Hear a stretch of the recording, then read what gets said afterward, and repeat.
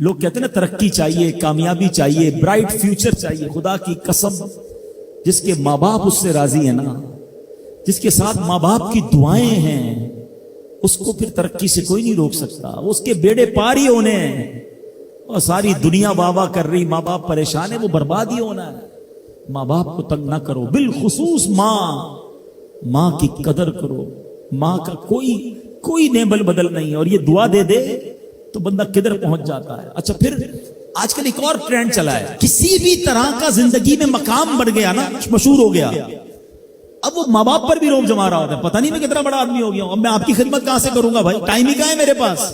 ان کو کبھی یہ روب مت جمانا. ارے آج اگر کچھ بن بھی گئے ہو نا، یہ انہی کی دعائیں تھیں، اور ان کو کہہ رہے ہو بڑا آدمی ہو گیا. حضرت موسیٰ کلیم اللہ علی نبینا علیہ الصلوۃ والسلام، کتنا بڑا مرتبہ ہے. اور آپ نے ایک بار اللہ کریم کی بارگاہ میں عرض کیا، مولا مجھے جنت میں اپنا پڑوسی دیکھنا ہے. ارشاد کیا ہوا کہ اے موسیٰ، جنت میں تیرا جو پڑوسی ہے وہ ایک فلاں علاقے کا کسائی ہے. آپ حیران ہو گئے، آپ نے کہا مولا مجھے ملنا ہے. ایڈریس بتایا گیا، آپ چلے گئے وہاں پر. ایک نوجوان نے دروازہ کھولا، آپ اندر گئے. گھر میں گئے تو دو بوڑھے ماں باپ، بوڑھی شخصیات تھی.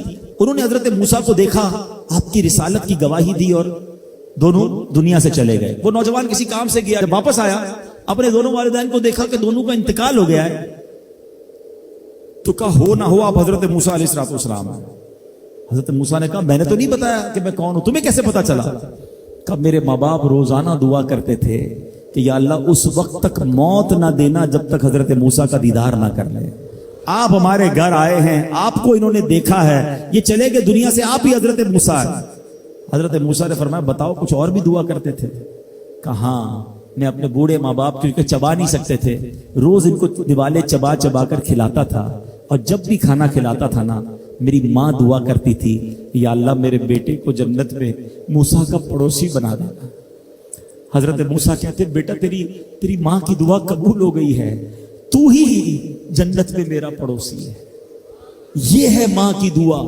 اور یہ وہ دعا ہے جو بن مانگے مل رہی ہے، جو ماں کے دل سے نکل رہی ہے. آؤ میں بتاؤں کچھ بڑے آدمی، واقعی جس کو کہتے ہیں بڑا آدمی کون ہوتا ہے. امام اعظم ابو حنیفہ رضی اللہ تعالیٰ سے بڑا تو کوئی نہیں نا، کتنے بڑے وقت کے امام ہیں. مگر آپ کی والدہ ایک مسجد کے امام صاحب سے انسپائر تھی، مقرر تھے، وہ اچھے بیان کرتے تھے.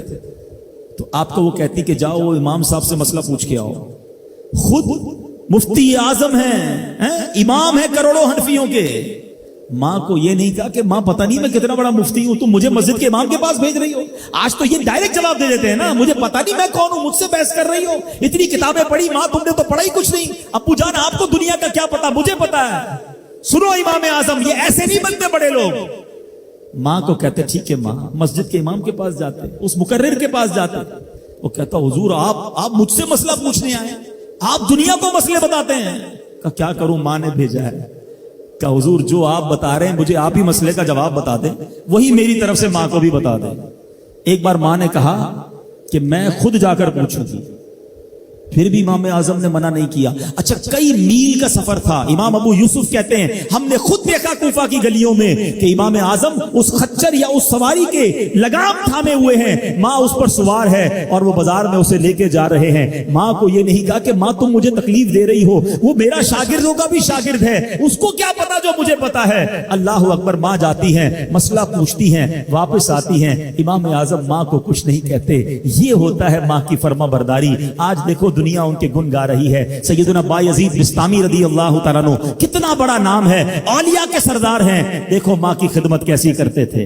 آپ کی والدہ نے سردیوں کی رات تھی، سخت سردی کی رات، آپ سے پانی مانگا. حضرت بایزید بستامی ماں کے پاس پیالہ لے کر گئے تو ماں سو گئی تھی. ماں کے سرہانے پیالہ لے کر کھڑے رہے، رات بھر کھڑے رہے سخت سردی میں. پانی تھوڑا سا آپ کی انگلیوں پر گرا تو وہ پانی برف بن چکا تھا.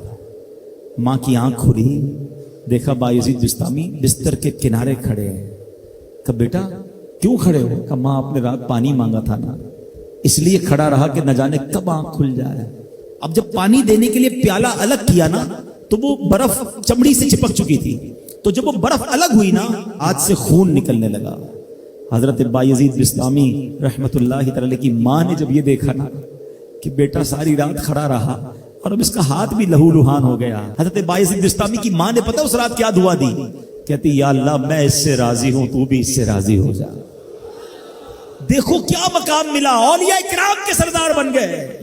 یہ وہ دعائیں ہیں جو دل سے نکلتی ہیں۔ ماں باپ کی خدمت ایسی کرو، اب کہو نا ان کے دل سے دعا نکلے۔ جب وہ دعا نکلے گی نا، پھر وہ کام بننے آپ سوچ نہیں سکتے۔